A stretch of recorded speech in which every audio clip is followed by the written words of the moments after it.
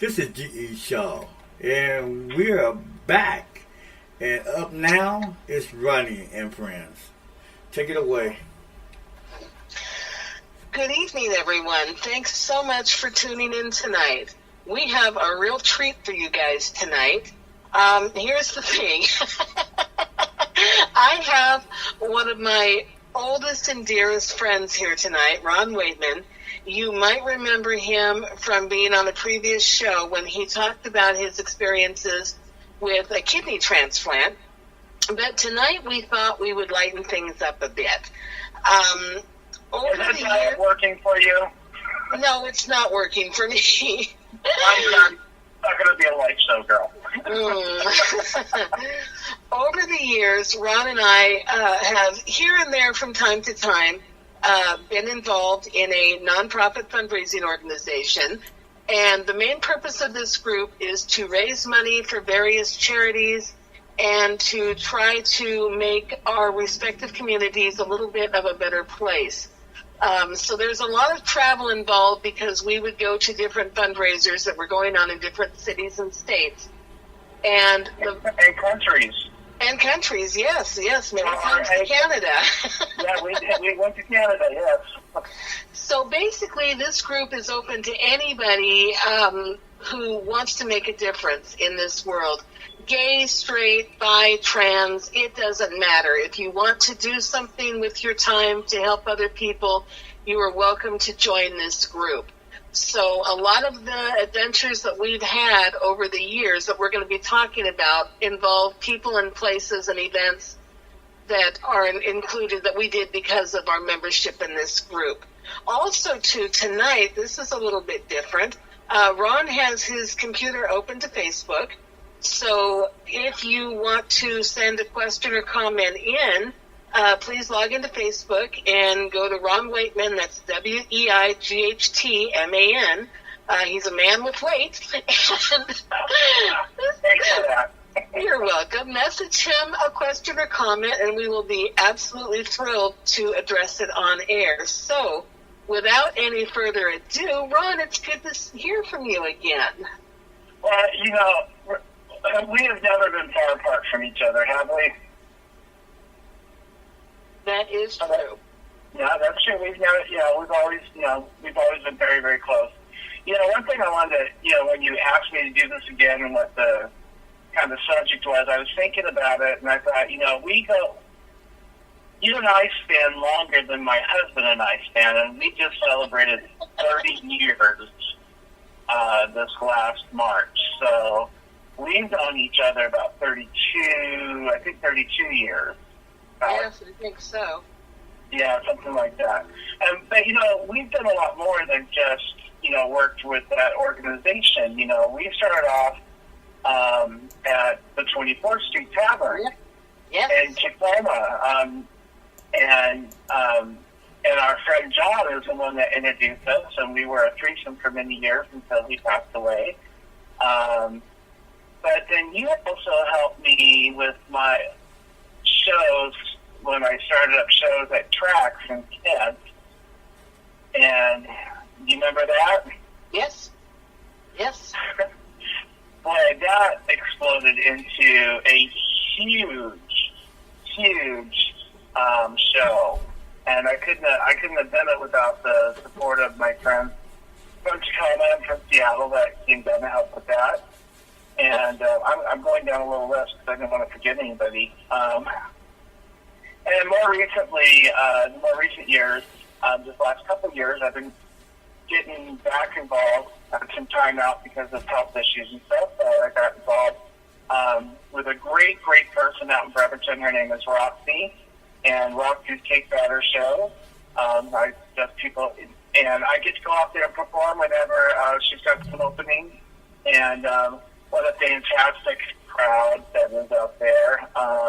The fans, they're like family out there, and I know there's a gal getting a hip replacement tomorrow morning, and I would want to send prayers up to Eileen and Ashley and Danielle. Yeah. But my latest thing coming up is I've got a new show starting in Milton, Washington, of all places. Wow. Yeah, It's like Milton is like a one strip town. Yes. Yeah, there's a way into town and there's a way out of town. It's between like Sedgway and Puyallup. There's like if you blink, you miss it. But there is this incredible restaurant there, and I saw video footage of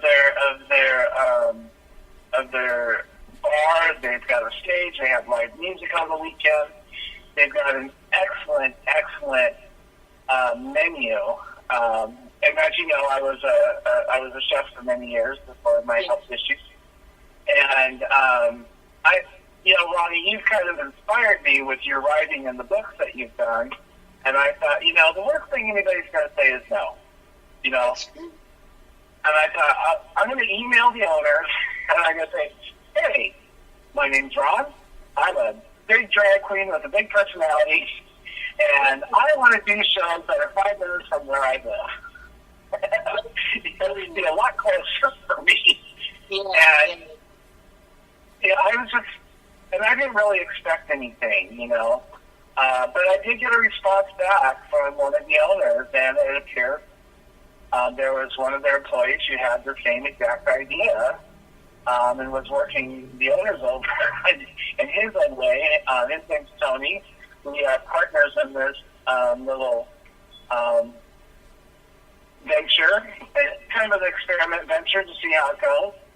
And we're doing a drag brunch on May 19th at the Mill. Yeah, at the Mill in Milton. I've got stuff all over my pages. It's called Madams of the Mill. You can look that up on Facebook. And with an extremely, I'm kind of in awe of the cast. I feel I'm kind of nervous at the level of talent that Tony has been able to procure for this show. Oh my goodness! Now I know a couple of these girls. I don't know them personally real well. Two of them are past Miss Gay Washington. They were back-to-back Washington. One is Drew Paradisco, the other is Jessica Paradisco. Oh my Lord! I can't even begin to explain the creativity and the excellence that goes into what they do. And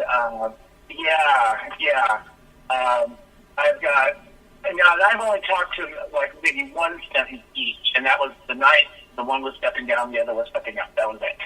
And here I am going to be doing the show with them, and like I said, I'm a little nervous. Rhani, you know me, I have no filter. I just say what's on my mind. And I love you.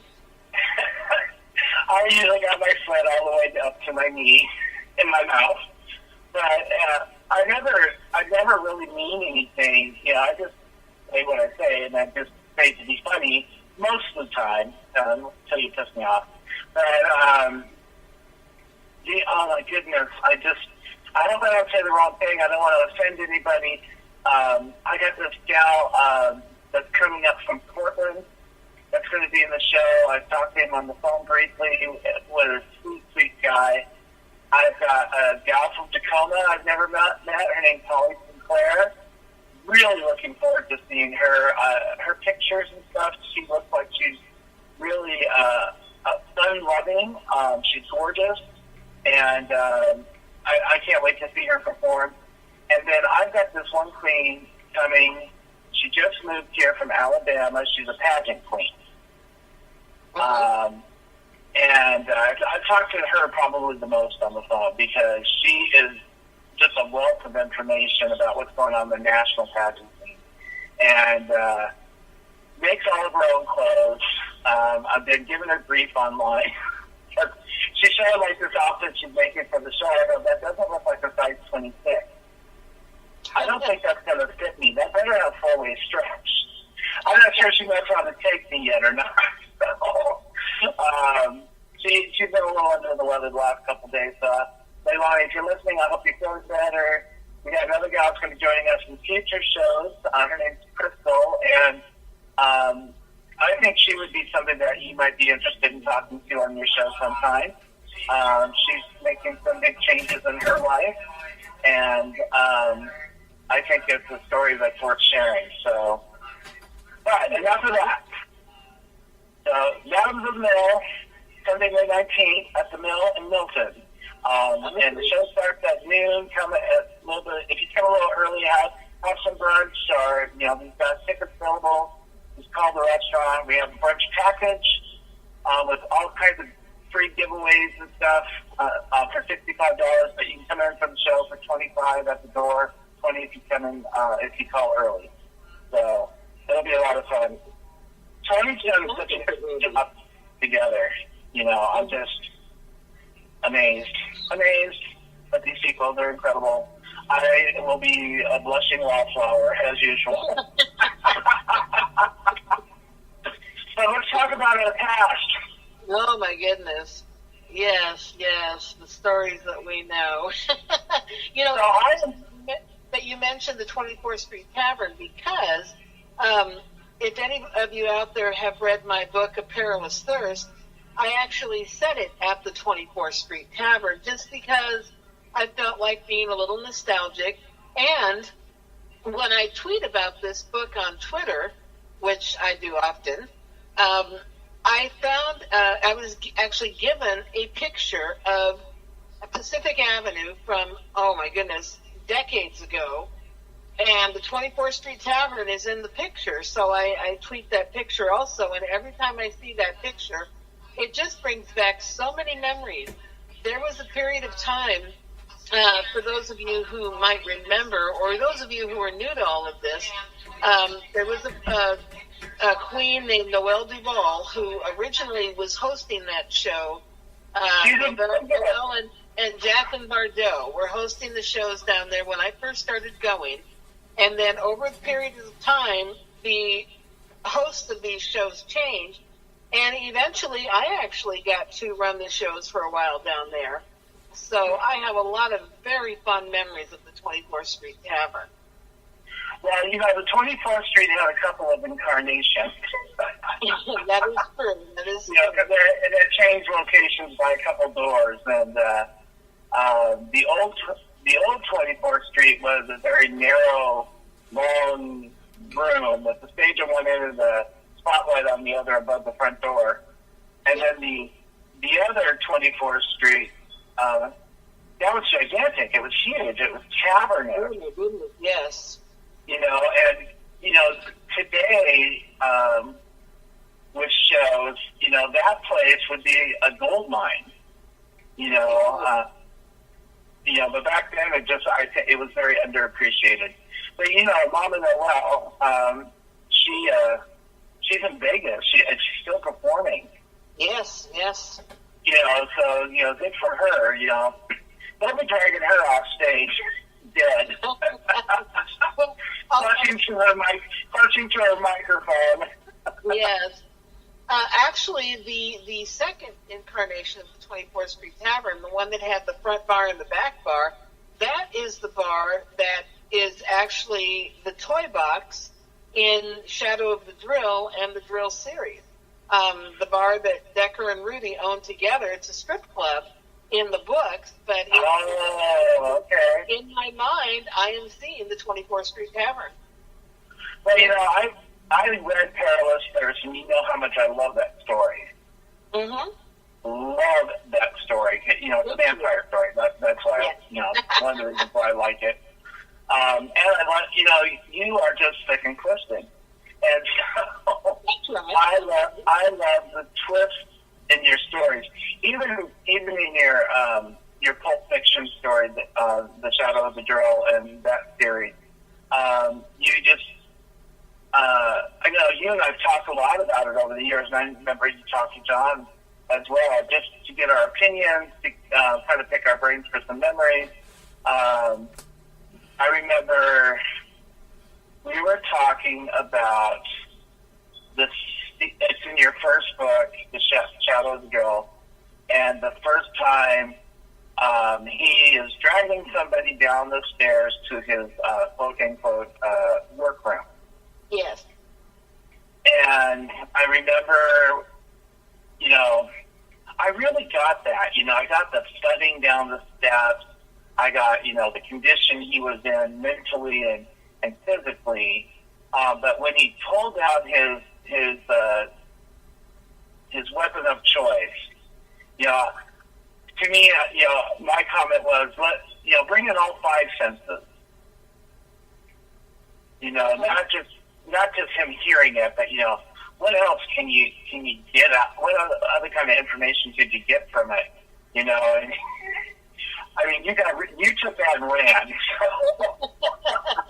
which to me really makes the scene, because it really been the victim or the I don't know if he's a victim. He kind of deserved it, but most of them do in those books, yes. Yeah, it's kind of a vigilante justice, which I loved, and I just love his stoic nature about things. It's a great character. Thank you. But yeah, 24th Street, God, brings back memories of Mad Max, Topaz Dream, Jacqueline and Noel, John C., Christy Ray. Christy Ray, yes. Oh, yeah, just all kinds of people. It's funny is Noel sent me all the old videotapes from the C4. I have them all. Really? Yep, I have a big box of them. And I've been trying to figure out how to get them from videotape to discs.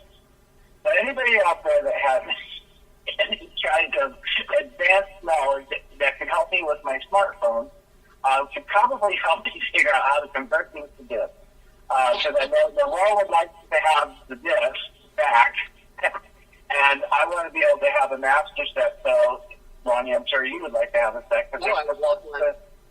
Well, yeah, there's performances from all the old things. I think she may have some Mickey Mouse Club stuff on there. Yeah. Yeah. I think back, the more things change, the more they stay the same. That's very true. I'm not going to out anybody, but I'm going to share a little bit of a story of somebody that just recently changed her name from her birth name to the name that she chooses now, and is on her journey to self-realization and self-transformation from going from male to female and in gender. And I've known a few people. My very first experience with this was back in 1988 with Sandy in Tacoma. Oh, yes, Sandy. I remember Sandy. Being a very young, naive gay man and meeting my very first transsexual. That was, and back then we called them trannies. And to me, it was just a shortened name. It was never meant to be a mean name or name calling for me. It wasn't meant to be mean. It was just, in fact, the first transgendered person I ever met was Kim Winchester. And Kim Winchester. Oh, yeah, that was Sandy's grandmother. Yes. Yes, exactly. And I remember this Kim. She's a kick. Mm-hmm. She referred to herself as a tranny Annie. And that's right. Yeah. She was like, I'm a tranny Annie, mister, how are you? And that was just how she referred to herself. Well, I tell you, Miss Kim was, I met her a few times, and she was just so incredibly kind. She was a street-walking whore, and she had no problem letting you know all about it and what her daily price was. But I'll tell you, she was streetwise, and I would never, ever cross her path, ever. Do you know that Kim used to work for me from time to time? Kim used to work for me from time to time. Oh, for your dance company? Yep. Yeah, well, I'll tell you, Kim was very passable at that in those days. It was very passable. When she was younger, yes, she was very passable. Sandy was not. Never was. Never will be.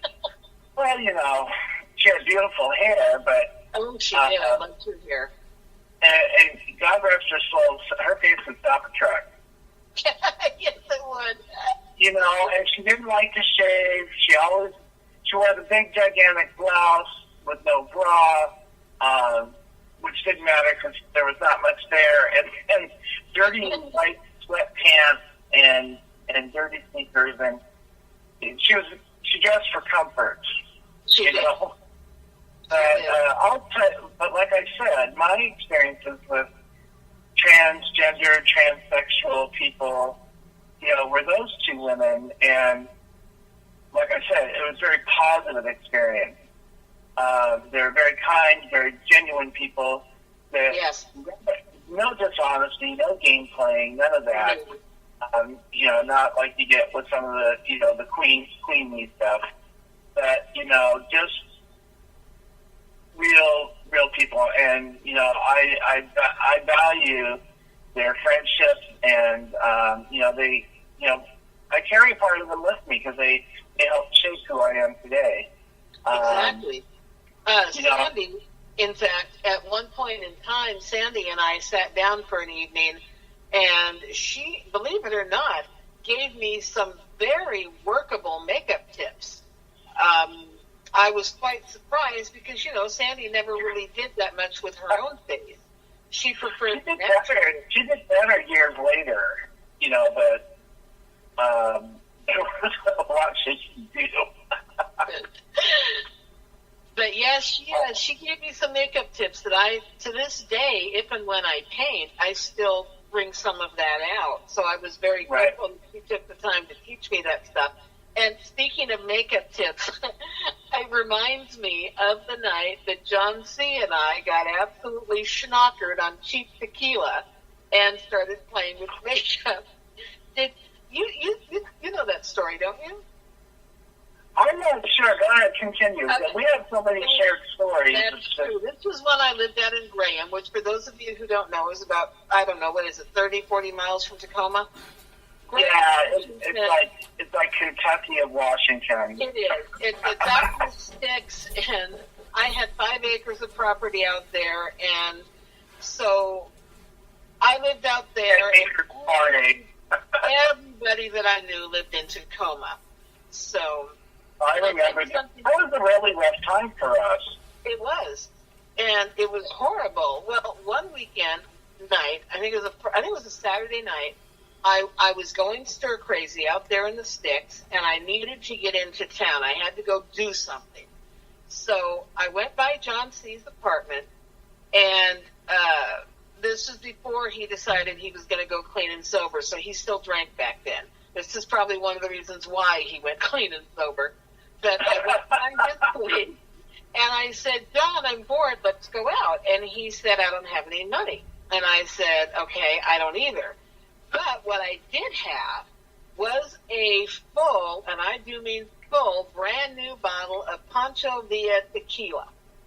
Oh, good God. Is like half a step up from Radiator Hooch. It is the most rot gut of all rot gut tequilas, Pancho Villa. So John decided he was going to give me makeup lessons. Well, actually what he was going to do was he was going to paint a face on himself. John was a drag queen performer. He was going to paint his own face so that I could see what he was doing and learn from it that way. And I said, okay, fine, wonderful. Because one thing about John I always thought was that he was absolutely beautiful in drag. I always thought John was stunning in drag when he was younger and, about 300 pounds lighter. What is that with our chosen family that we all share the fat gene? I'm not really happy about that. I don't know, and you're right. I shouldn't say all, but most of my heathen kids are a little bit on the pudgy side. But anyways, John and I decided that we were hungry. And John lived on 6th Avenue, which was not too far away from a Colonel Chicken. And Colonel That's Chicken the vaccine. Yeah. Enter the vaccine. Colonel Chicken was selling chicken littles and small fries for 50 cents each. So we drove to Colonel Chicken, and we spent $20 on chicken littles and fries. Oh, dear Lord. I know. So that tells you how much crap we had in these bags. And we took it home to his apartment and sat around stuffing our faces, drinking tequila, and playing with makeup. Well, John, when I left him at some ungodly hour of the morning, when I left him, he was passed out in his bathroom with his face in the toilet. That was the last I saw of him as I was staggering out the door and planning to drive home. Him kind of bent over with his face in the toilet. So I got up the next morning, and this was before Facebook, this was before anything. Yeah. And I didn't even have a phone in my house because where I lived, if I lived on the other side of the street, Tacoma would have been local. But I lived on the wrong side of the street, and so every single person I called, even if I called across the street, it would have been long distance. So I didn't have a phone in my house. So I had to hike down to the gas station on the corner so I could call John. And the first words out of his mouth when he answered the phone was, F you, Deshae. Well, I think there's a lot of us have said that to you at one time or another in our life. So, I think so. I've heard it enough times to have me from you. Well, one of my favorite memories of the two of us was at that same time period. We were involved with that organization. You and I went to Vancouver, BC. Oh, my goodness, yes. And we were not happy about it. We were ordered to be there. Yeah. Kicking and screaming, we went. Kicking and screaming. But, the one thing about the two of us, we've always made the most of our time together. Yeah. And this is something to be said about friendships, because, an argument is only going to last for so long. The friendship will last forever if you allow it to. But I remember, so the first thing I remember on our way up there, besides bitching about getting up there, it was my husband's brand new car. Yes, I remember that car. And you kept saying, I want to drive the car. I want to drive the car. And I said, no, Pat said you can't drive the car. I can't let you drive the car. It's not going to happen. And on our way up there, there's a road up outside of Bellingham. You know which one I'm talking about? I do. And it's called Chuckanut Drive. So, Rhani, what did you do when we got up to the first line that said Chuckanut Drive, 2 miles away? I chucked your nuts. You chucked my nuts, yes. I did, absolutely. Oh, my God, I had to swallow them back down. My eyes were crossed. I was cheering up. I go, what the fuck was that for? But, yes, Vancouver it was fun. It was a little bit, for me, it was a little bit of a bust. I mean, because we turned right back around and had to come right back to Tacoma that night. The same night, yeah. Yeah, because I think we had something planned for the next day, if I remember correctly. I think so, yes. Yeah, I think there was something else going on Sunday that we had to be at. So anyways, oh, my God. So we get up there, we did our thing, turn back around. I'm too tired to drive, so against my better judgment, and Pat's in the other room. This is probably the first time he's ever heard this. I let you drive the car.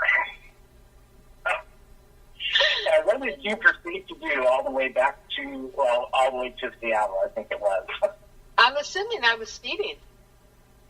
I'm assuming that's partially true, but you were teaching me something. What were you teaching me? I was teaching you how to play road games. How to play road games. Yep, you scared the living fuck out of me. I am surprised I lived as long as I have. But yes, road games is where Rhani would come up or speed up onto a car, then slowly slow down on the freeway, and she would keep pace with them all the way down for at least 10 miles until they freaked out and they would turn off. I was so bad back then.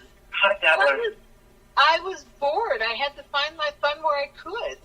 Well, yeah, it was a long day because we had to, we left Tacoma all the way to Vancouver, BC, get ready for the event, then come back down, get out of, our costumes and stuff, and then, come right back down the next, that night. I mean, I don't think we got back to 3 in the morning, 4 in the morning, like that? Yeah. Yeah, I could never do that again. No. I remember that. Yeah, that was too funny. Well, we need to take a quick break here to pay our bills, so I'm going to turn this back over to Greg, and then when we come back, boy, do I got a memory for you. Okay. Hello there, this is G.E. Shaw, and you're listening to Rhani and Friends. We'll be back in about 2 minutes. Are you an independent musician? How would you like to have your songs played on hundreds of radio stations just like the one you're listening to right now? Join MusicSubmit.com and we'll promote your music to radio stations and blogs in your genre. It's free to set up your account, and we guarantee your music will be considered for airplay by radio stations worldwide. Why not sign up today? It's free. Music Submit. Too. In our older age. Yes. And for those of you who are just tuning in, Ron and I go back over 30 years. We figured out about 32 years. And we both have decided that at some point in time, when we are older and fatter than we already are and single in our ancient years, we are going to move into the drag queen retirement home so we can sit on the porch in matching rockers and rock back and forth and yell things at people on the street. We will be having scorecards as people are walking by. But Ron, I was going to remind you of something, and there was a point in time Ron and I were doing a fundraising show together, and it was in the summer, and there was a tavern that we used to hang out at called the Loop Tavern in Tacoma. Oh, yeah, you got it. And it had a fenced-off backyard, so Ron decided what better way to have some fun and raise some money for charity than to go into Jello wrestling. So we filled up a little wading pool with Jello, and then Ron, we had 4 or 5 cans of whipped cream that we sold to people. Cases. It was cases of whipped cream. Cases of whipped cream, yes. Okay, so let me preface the story a little bit. So first of all, Rhani is a very loving and caring person, no matter what anybody says about her. And the thing is that I'm kind of, when it comes to fundraising, I want to help grassroots type of places like, the local food kitchen or, local free clinic, that need help, that anything that we can provide or help them with is going to be received immediately and going to get put to use immediately. I don't want to go into some executive salary or, buying paper for the copy machine. I want us to help the community. That's how I kind of think. And when Rhani and I decided to work together on this kind of stuff, Rhani found a really great charity, and I was really pleased, I think it was last year, to see how much they'd grown over 30 years. And it was because, and I know it was because of, the monies that we raised from the Jello wrestling, the monies that we raised from a couple different things that we did for them, and that was Rise and Shine. Rise and Shine, yes. Yes, and back then it was initially for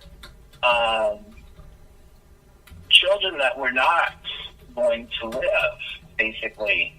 That they would throw a big Halloween party, give the parents and the families a little break from all the medical care, and then give the kids an opportunity to be kids for a day or a night. They also did the summer camp, and I think that's what we donated for, was the summer camp. Yes, it was the summer camp. They got to go to Camp Kyla, which is up on one of the islands in the San Juan, and it touched my heart because I used to go to that camp when I was a kid, and it's a fantastic place. And, and it brought back a lot of great memories for me, and I thought, what a great way to be able to share something with Rhani because, you're a mom.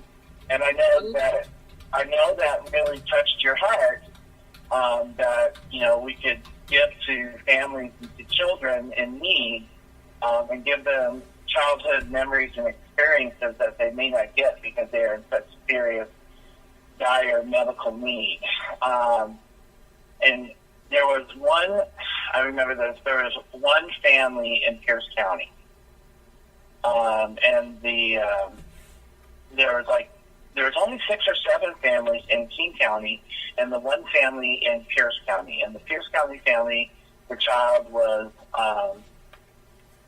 had HIV, if I remember correctly, correct? I think so, yes. And so all the money that we raised went to help that particular family. And I've always been proud of that fact that we were able to do something because that company, Rise and Shine, is still around after all these years. They help thousands of families now. And they've really branched out and have gotten a lot of help from Children's Hospital. I happen to know this on a personal level now, having worked for children. And it blew my mind that we were able to be there in the beginning to help something like that. Yeah, because back then, a $200 or $300 donation to them back then, that was a lot of money. It was a lot of money, but you and I never did anything small. That's true. Well, we're good girls. Yeah, because you found the organization, and I've got a little bit of a wild child in me, so I'm thinking, what can we do that is going to gather enough notoriety and grab people's attention to pack the place and make a lot of money? Yes. And, for me, drag, I'm a 24th Street girl at heart, always will be. There's a pageant side to me. I'm a Pascal Femme Magnifique, and I've got that in me too. I got that showgirl pageant side. But, to me, it's all about raising money and helping. And I thought, why not drag queen Jello wrestling? They would not expect that. It's not an expected event. And I couldn't believe the amount of support I got from the community because the bar found it was a waterbed frame is what they used, and they padded it with foam, and then they filled that. They put what is that tent covering stuff? Basically that plastic, and they stapled that all in and made the pool. So it was a king size waterbed that was basically filled with Jello, and it was lime green Jello of all Jellos. Oh, I remember that color. Yes, and we had a barbecue, $5 per person, all you could eat, and we had everything donated by Costco, and from Cash and Carry in Tacoma, we had 5 cases of whipped cream donated to us by Cash and Carry, and we sold the cans of whipped cream for $5 a piece, so people could spray us on before we hit the Jello. And oh my God, what a day! And we raised a lot. We raised a lot of money that day. We did, and I was so grateful to the other queens who didn't mind crawling into this ginormous steaming pot of back hair soup And God, girl. And, I had to be the last one in, so I had to go in after everybody's been there. And it had, because it was a hot day, and that Jell-O was sticky. Oh, it was nasty. It was just, I threw everything, basically I had to throw everything away.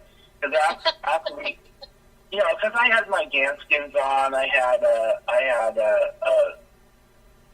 one-piece, leotard thing, and, my wig, and, the Jell-O eats the makeup, and it dissolves the eyelashes. I think there was like maybe 6 pair of eyelashes in the pool, by the end of the day. It's just nasty. It just ate everything off of you, and so then you get hosed off, and you're half boy, half girl, and painted this weird shade of green. Yes. Yeah. It took me forever to get that crap out of my hair. I mean, my hair was not nearly as long then as it is now, but it was pretty long. It was down past my shoulders, and just that Jell-O, I stood into that hose for probably 20 minutes just to get enough of it out to wrap a towel around my head. It was horrible. Well, I remember I had to go back, and we had a show that night, too. That's right, you did. It was a whole day thing. I had to go back home, peel the Ganskins off of me in the shower everything off, and then turn around and get back into drag and come and do the show. And I was dead for 2 days afterwards. It was too much. Just too much. You know what? Hilarious. I have to say that when it came to raising money, when we were involved in this organization, I was always amazed at how many people were willing to step up and do something completely stupid or dumb or ridiculous because of the goodness in their hearts to raise this money for these different charities. There was a show that I did one time. I don't remember if I did it with you or if I did it with Don Flores, but it was at the 24th Street. We were raising money, and we decided there was somebody, I believe it was Noelle Duval, actually, who said that if we raised X amount of dollars, she would have her head shaved. So we named the what do you call it, where you bid $1 at a time? Chinese that's not politically correct anymore, but yes. Right. That's what it was back then. It was a Chinese auction.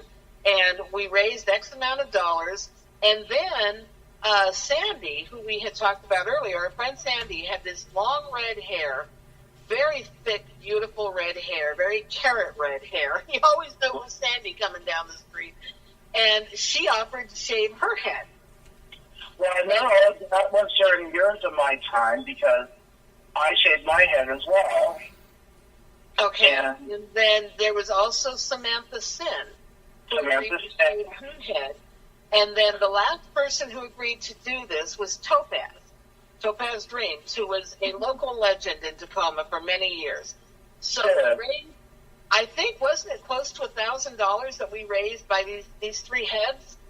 It was that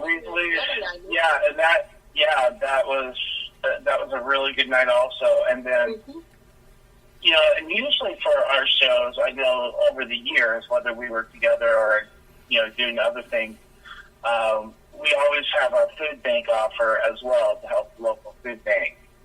So there'd be a cost at the door, but you could reduce that cost by a couple bucks if you bring a can of food or bring some toilet paper or whatever.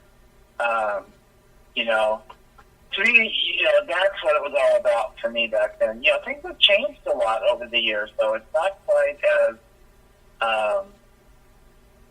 grassroots, community-oriented, I think, like we were. But, back then, there wasn't too many places that were doing this kind of thing. And so, it concentrated the people, but as more organizations opened up and more avenues for people to donate their time or get involved in things that were near and dear to their own hearts, people kind of scattered to the winds a little bit.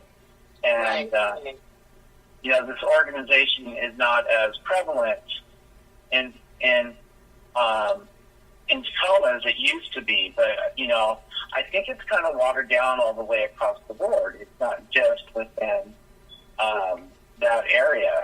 But, we can still go out and still do good. Yeah, exactly.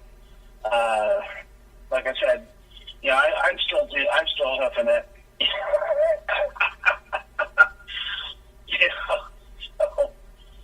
And I'm hoping to get you out one day because I got something very special planned for you if I ever see you at one of my shows again.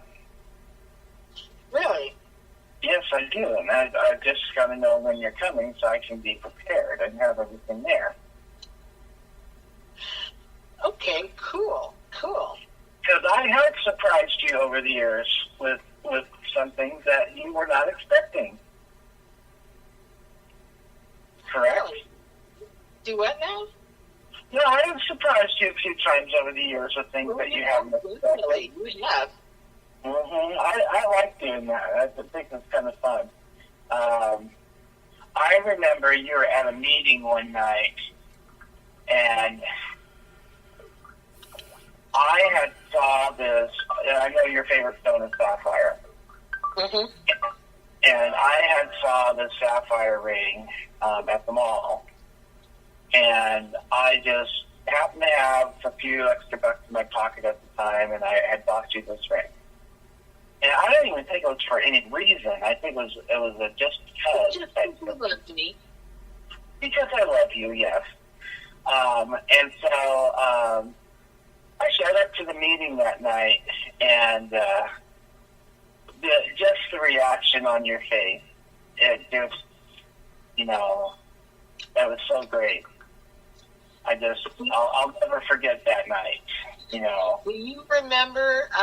And there was a ton of witnesses, too.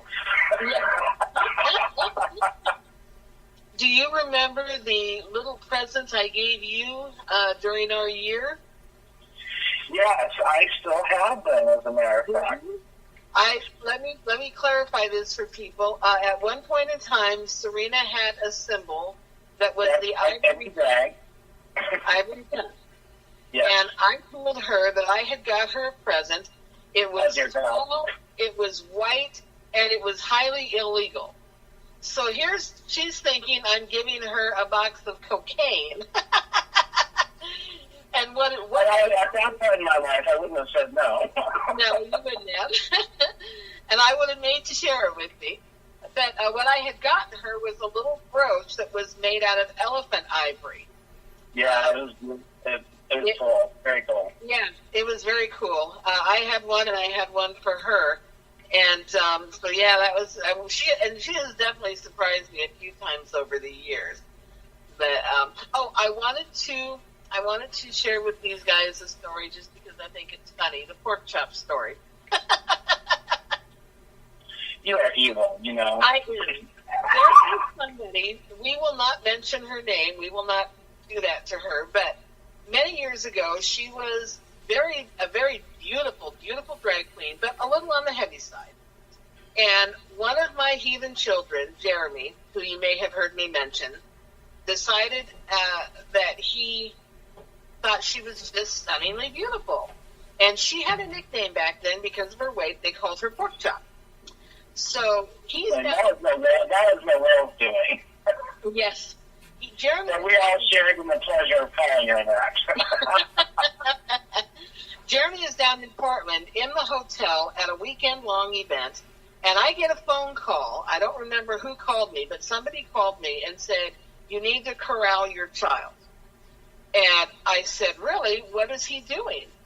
And they said, "Well, he's drinking and he is chasing this person."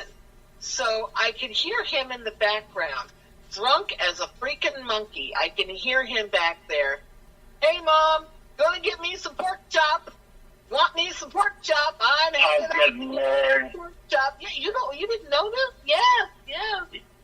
Yeah, you told me the story, and all I can imagine is what that child would look like from that unholy union. Well, Jeremy also was there used to be an event in Seattle called the Beggar's Feast. I don't know if they still do it. I don't think they do. But it was an annual event. It was a huge banquet. It was all done very medieval, and they had people that were waiting tables dressed in... Server, yeah. Do what? The serving wenches. Yeah, the serving wenches. I mean, they had people dressed in medieval costumes. There were people in monks' robes.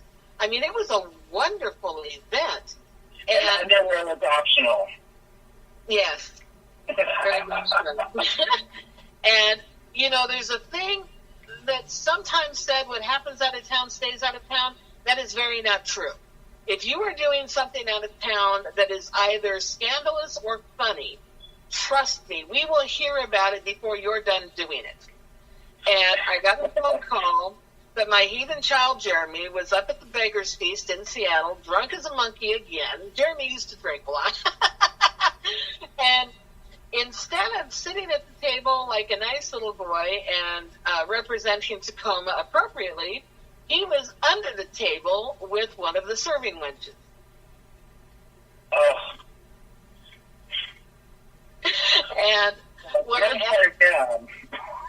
asked him about it later, he said, it was there. Well, you know, I had a very interesting experience today. Do tell. So yesterday I bought a scratch ticket, and I won $50 on it. Wow, congratulations. Well, I know, because my luck has been like crap, you know. So anyways, we go up to the gas station to go cash in the ticket, and it's I think it was a Chevron or something like that. So anyways, you go up there, when they put the ticket in, all of a sudden there comes this fanfare, you know, of music that, you won, and there was like applause. I'd never heard that from other places. And she brings money to me, and I said, can I get one of those for my bedroom? Wouldn't that just boost your ego? Make you feel good about yourself? You got some fanfare and applause. I would love one of those. My birthday's coming up, so I would like to have one of those attached to my bed. That is funny.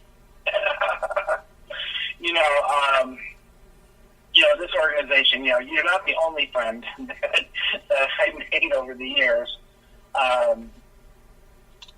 We had a lot of shared friends, especially out of Everett. Oh, Everett, yes. Everett, those are tales that will curl your toenails. And I remember one weekend we were up there. You remember Blackie? Oh, Blackie Wolf. Oh, yes, absolutely. That was the scariest man I ever met in my life. He was always reaching for you, and you thought you were going to be a lollipop.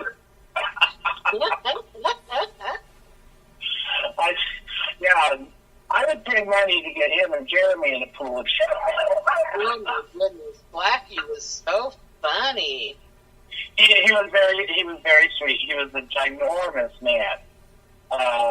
And he had a voracious appetite in everything. And he just, he crossed those social boundaries at times. But we all loved him for it. But I remember, the rule was, back in the day, was if you're the last person to pass out, then you're the only one that didn't get molested. Some of the things we do to people when they pass out, Sheila DuPont from Vancouver, Washington. Sheila DuPont, love Sheila. We are all, there was 6, 7, 8 of us in the back of a van.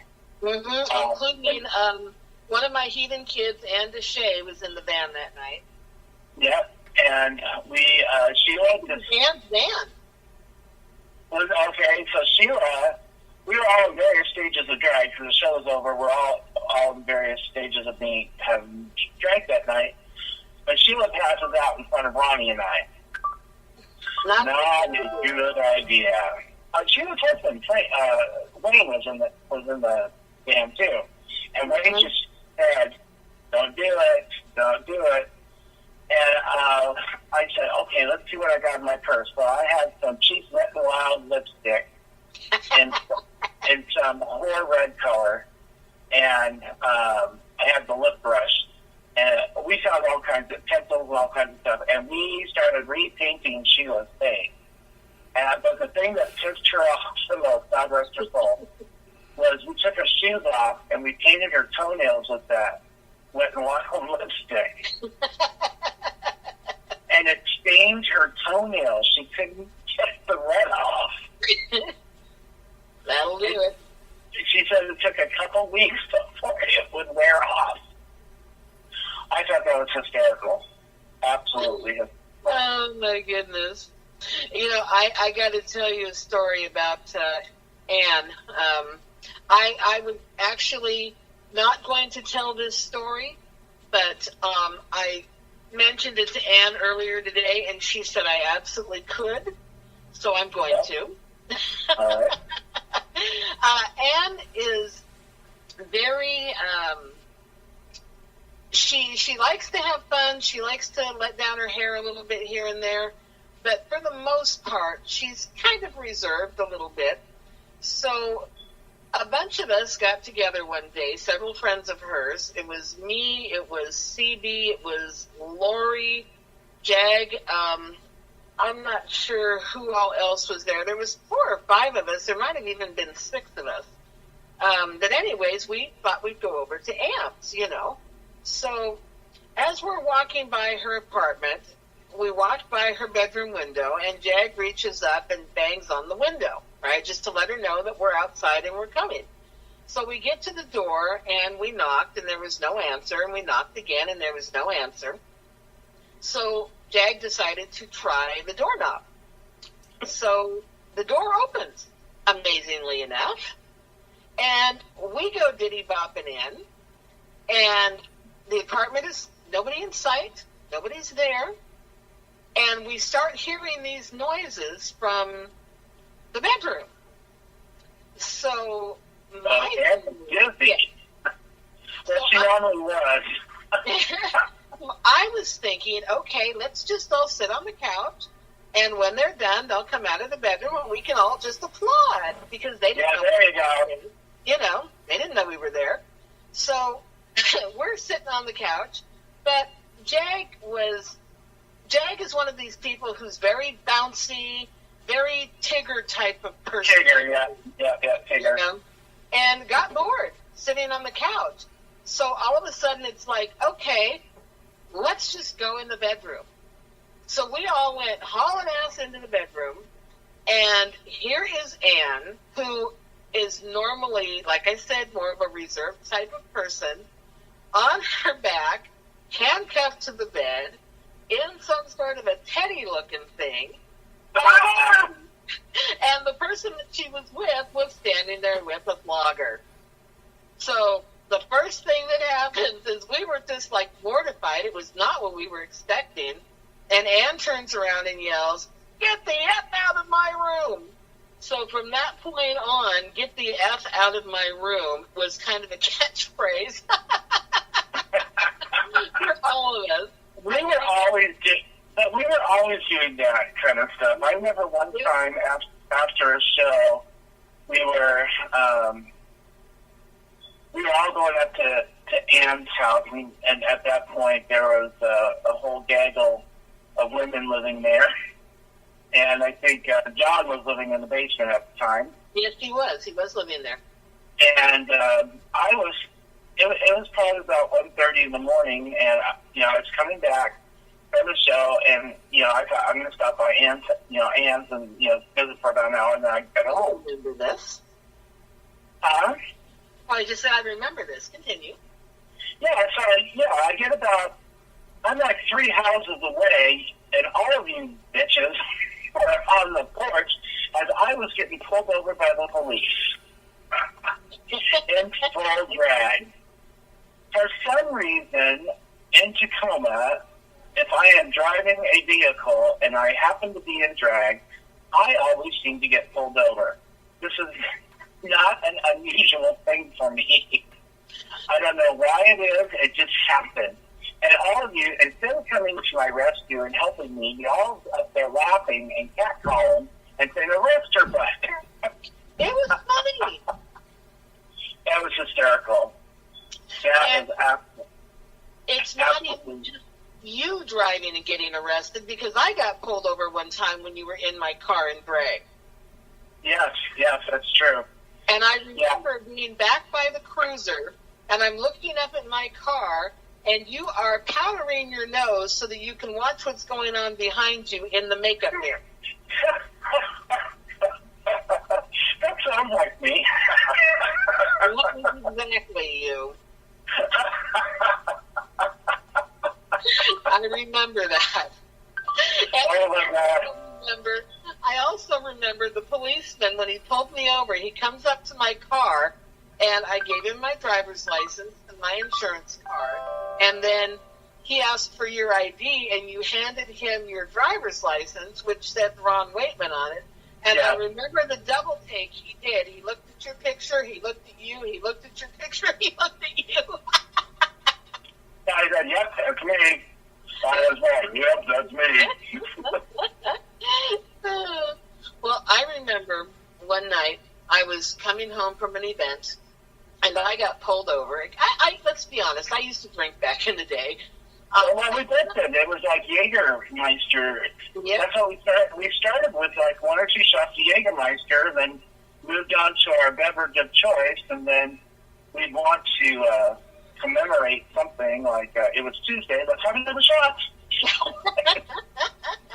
Well, I don't know how I'm surprised I didn't need a liver transplant versus a kidney transplant. Right. Well, I got pulled over because I was going off the freeway onto the exit ramp on 56th Street, and I dropped my CD onto the floor. So I reached over to pick it up, and my wheels went over the outside line of the lane, and it turned out there was a cop behind me. So he pulls my butt over right there, 6 blocks from my house. And I was drunk as a monkey. So he has me park the car, and then he takes me to this little police station. I don't even honestly remember where it was, but this comes in later. And so he says to me, is there anybody that you can call to come get you? He says, what about one of your friends? I said, all of my friends were at the same party I was just at. I said, they're as drunk as I am, if not worse. Now, my blood alcohol was 0.083, I think it was. So I was like, what is that, 3/100ths over the legal limit? Yeah, something like that. Yeah, it was microscopic, but here I am sitting at the jail. So I'm trying to remember, I think it was Timothy. And, because I called Timothy, and Kat went to pick me up. And she went to the downtown police station instead of this little closet police station where I was at. I couldn't even tell you where it was. It was that small. So here she is driving around downtown Tacoma trying to find me, and couldn't.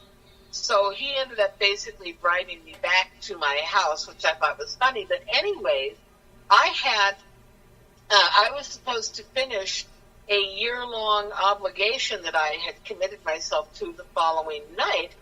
And I told him, mind you, I'm a little bit tipsy. I'm telling this cop, you cannot put me in jail. I have to step down tomorrow night. Oh. Yeah. Yeah, I could not be in jail that weekend. So You could not put that. I get there the next morning to Victory Brunch, and I'm telling everybody what had happened, because I honestly, let's be real, I thought it was funny. So I'm telling everybody what happened, and Sheila DuPont, who we've been talking about a few minutes ago, Sheila, absolutely insane. She was up here with a contingent from Vancouver, and for their entrance walk that night, she was going to change their entrance number from whatever it was and do Jailhouse Rock.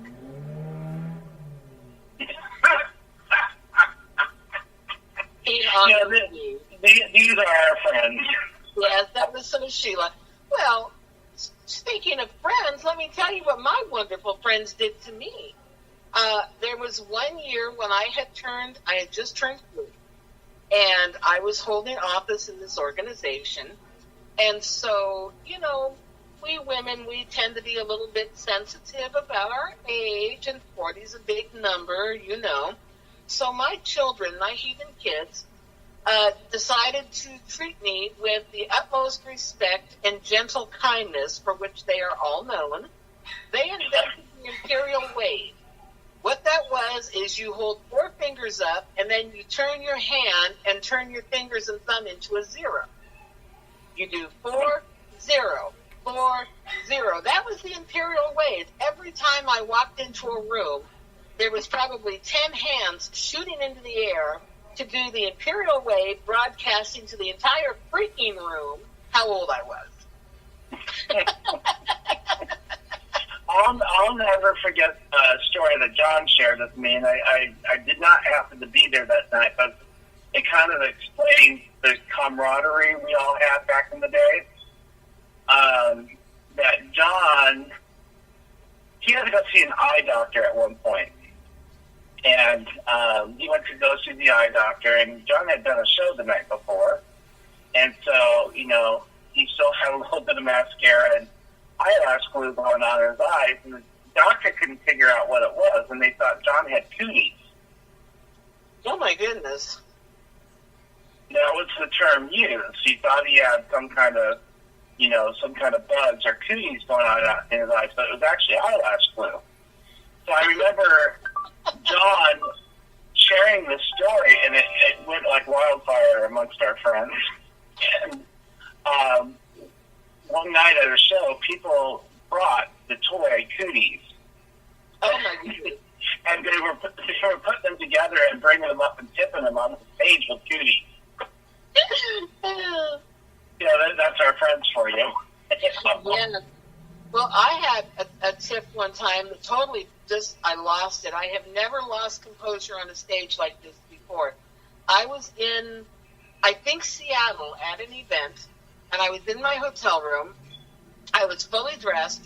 I was basically just getting ready to, finish up my hair and whatever I was doing. And I was sharing a room with my friend Scott Wheeler. And yeah, he's a big guy. Yeah, and he had been in the shower, and he came out of the shower, dropped his towel, threw himself on top of me, and threw me back onto the bed because, like I said, he's a big guy. He just knocked me right over. So here I am laying on my back on the bed with this ginormous naked man on top of me. Somebody took a picture. There were other people in the room. I don't know who took the picture. But one night I was down at the That was planned. You know that had to be planned. I don't know. But I don't think it was planned. But anyways, I was down at the 24th Street Tavern performing one night. I'm on stage. I'm doing my number. I'm trying to be all, dignified and whatever, professional. And here comes Scott Wheeler walking up to tip me. Now, normally we get tipped $1. That's what we tip each other is $1. I'm expecting $1 from this man. Oh, no, he tips me with that photo.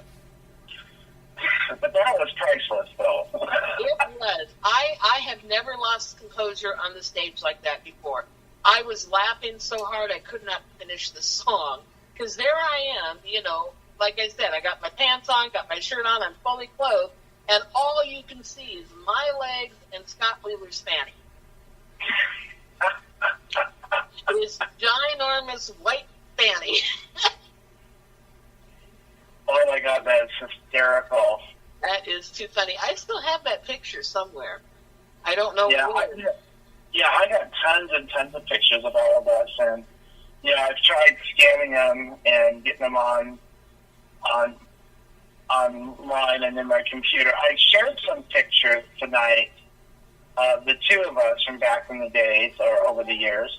I put them on one of the ads on Facebook that you had shared, so you'll see them.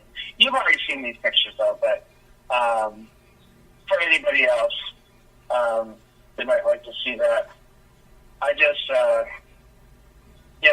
thinking back, there's so many experiences. First, I want to I said this in our first show before, and I'm going to say it again, is that our friendship goes beyond a lot of friendships because of the shared experiences and shared illnesses. You know, we compare diseases quite often. We compare medications and side effects that we have. And we're both diabetic.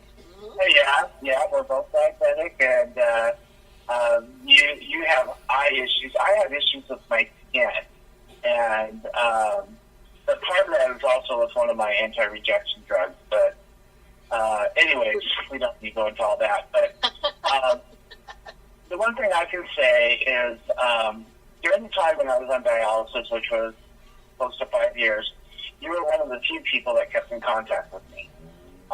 And you always were checking up on me. You're keeping me up on the latest dirt that was going on. You, in a way, you kept me involved when I couldn't be involved. And like I said, you're one of 3 people that did that. And, I can never thank you enough for that. But, that's the kind of friendships that people should be wanting to have. I think Facebook is great, and that's kind of the only social media I use. I know you like to tweet or plot or whatever it is that you do. I see that on purpose. And what else? There's all kinds of stuff. So anyways, those relationships are fun, and you can kind of see what's going on, but they don't run as deep as the friendships I've had over the years with people that have already passed, and the few that are still alive that I like. I appreciate you is what I'm trying to say. Thank you. I appreciate the heck out of you too. I mean, we have gone through our periods where we don't talk because we're fussy with each other for some stupid thing. But, and that word fussy is from John. Thank you, John. But, at the end of the day, we are still, and probably always will be, very good friends. I mean, my life would not be the same without you, and that's a fact. Oh, very true for me. I wouldn't be the person I am today. I mean, and here's a really good example, and I'm going to probably embarrass the heck out of you. You introduced me to leather. Oh, yes. Not the fact that I wanted to be trained into the BDSM lifestyle or anything like that, but just because that is, and maybe I'm outing you and I don't mean to, and I apologize, but that's okay. I learned a lot from you, and learned that it's not about beating the heck out of each other. There's a whole mentality that goes around it. That you have to see beyond. Yeah, you kind of have to see beyond, what's going on. And I remember being at a leather event with you. And I was absolutely mortified. However, with our many discussions on the road, traveling from Vancouver and Everett and Portland, and we've been to Spokane a few times together. Through our conversation and also on the phone, I knew how to behave myself in such a way that because I certainly didn't want to embarrass you. Like I went, oh my God, that's me. Are you okay down there? So it's interesting because now, as I get older, I have kind of brought all my worlds together over the last, probably 10 years. Because I've invited a lot of my high school friends, I've invited a lot of my church friends to come to certain charity events. I wouldn't bring them to just any charity events because some of them are just they are what they are. But, I bring them to the really grand, nice charity events like the cancer show that we do yearly. And I'll tell you that it's such a relief to be yourself, your complete self, Right. with people in your life. And it's funny is because now that I've expressed that to others, I'm getting that from other people. And, I find out, every now and then people like a little slap and tickle. Good for you. Mm-hmm. They might want a finger slipped here or there. Good for you. I don't necessarily know about that, but thank you for sharing. Because because of you, there's no judgment on my part. So that's allowed me to be more graceful in my life, and towards other people, and to be more open-minded and allow people to be just people. Right. Enjoy yourself, don't hurt yourself. That's kind of the thing about the whole the organization that we belonged to off and on for so long. Is that was one of the things that I really enjoyed about it. Was it didn't matter who you were, it didn't matter what your race was, your religion, your sexual preference. None of that mattered. Your gender, none of that. Yeah. Gender, none of it. It was just a group of people trying to raise some money and have a heck of a lot of fun doing it. And I always appreciated that, because being a woman, trying to get into this group, which was predominantly men and is still predominantly men. Well, it's predominantly gay men. Yeah, gay men, absolutely. So for them to accept me in was wonderful, first off. And, nowadays there are so many people involved that never would have been back in the day. We have such a huge transgendered community involved now. And bisexuals, there's a lot of those people in there. And back in the day... Which doubles the gay man's option of getting laid on the weekends when there's a lot of bisexuals around. And I appreciate that. Thank you, bisexual men. But it was just all about having fun, and it was about trying to raise some money and do something good. And I loved it. Some of the memories that have been made over the years by my involvement, I can't begin to say how much fun I've had and how much I've learned and how much I've grown and how much I've learned to accept people for who and what they are. Well, because like we were saying earlier, prior to meeting Kim and Sandy, I had never met a transgendered person. And so through them, I learned a lot about who they are, what they are, why they are.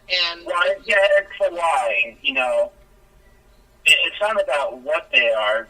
To me, well, at least for me, the what doesn't matter to me. To me, we all have a heart, we all have lungs, we all look the same on the inside. For the most part. But, we all have feelings, and we all, we're all human, period. Right. And so why do we have to put everybody into a little box and say, okay, well, you're this, and you're that, and you're this gender, and you've got this color of eyes, and you've got this kind of hair, and, and you make up all these wild, weird things in your mind about people based on those paradigms, and you kind of take a breath, just take a breath, clear all that crap out of your head, and find out who that person is and who they are, and God, you may find a friend for life. Exactly. Sandy and I would get together so often for lunch, and we'd just hang out and talk for hours. Sandy, I think, liked talking as much as I did. And one of the things I loved about hanging out with Kim was because she had, Kim was older. She was, I think, in her 50s. She was timeless. Leave that alone. She was, but I think she was in her 50s back then. So her journey as a trans woman started back in the 60s. back in the And 50s. And, Noelle played with that too for years. She did hormones and, had breasts and, it's very interesting. I'm sorry to cut in like that, but yeah. Well, I just enjoyed hearing Kim talk about what it had been like when she first started that journey. And it really opened my mind to that group of people and the battles that they live with on a daily basis.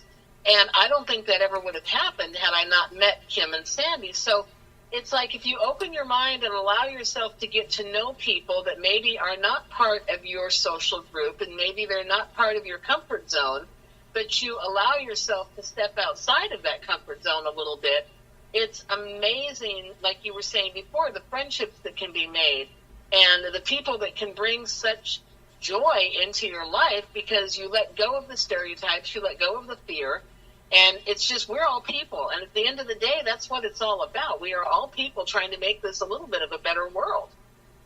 Yeah, and we just want to be, I remember when I first met Pat, probably about 6 months into our relationship, we moved out. We moved to Federal Way, and we lived there for I think about 2 years, and we got kicked out of our house because the previous owner had sold it, and the new owner discovered that we were a gay couple. And King County at that time had just instituted rules for same-sex couples that we were housing and jobs were protected. But it was still really new, and we certainly didn't have the finances to fight this guy off, legally. We ended up getting a lawyer, but we spent our rent money to get the lawyer. And technically we had won our argument, but he wanted us out before the lease was up, and we had no way of living because we spent the money on the lawyer. So part of the settlement was that he had to pay our moving expenses and he had to pay for our first last month and all that at the new place that we had found. So we ended up moving back to Tacoma, but I never ever forgot that experience. It was horrendous. It was embarrassing. It was just enraging that here, and this guy, happened to be a black man, and here he was acting the same way as he would have been treated back in the 50s. Right. And he was perpetuating that kind of behavior. Right. And that later inspired Pat and I to help get Gay Pride started in Tacoma.